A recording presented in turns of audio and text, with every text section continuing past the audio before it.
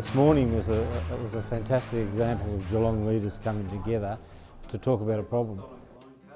The problem's ice. I mean, substance abuse is part of our society, but at the moment ice is a very significant problem in as much as it's changing people's behaviour, and it's making life difficult in a whole lot of areas in our community. I had a good friend, didn't know he was on it.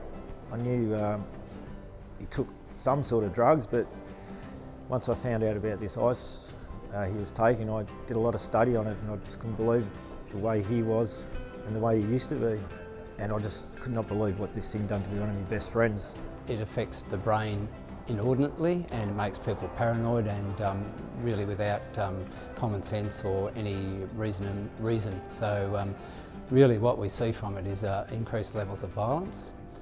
We see lots of people who have never been exposed to the drugs or drugs in any way before being involved, but we also see lots of what we would call polydrug users being involved.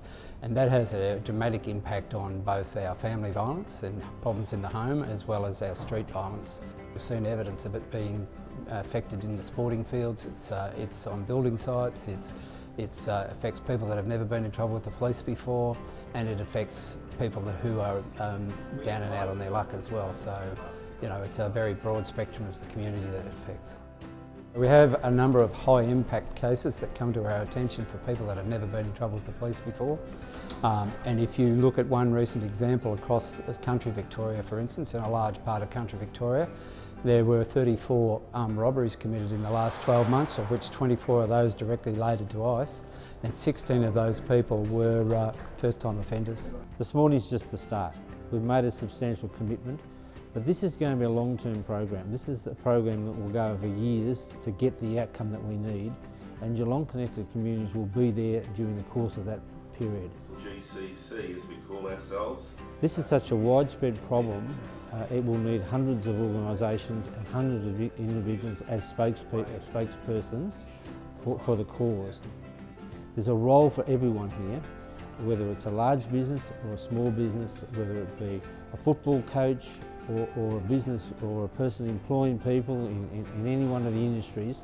There's an opportunity for all to make a contribution. We need hundreds of leaders. You can put flowers in the streets, that's fine, but there's still a stenchy rot around it at the moment. And if we don't get a group together and prevent this problem, well, it's still going to have problems, and Geelong will not reach its full potential.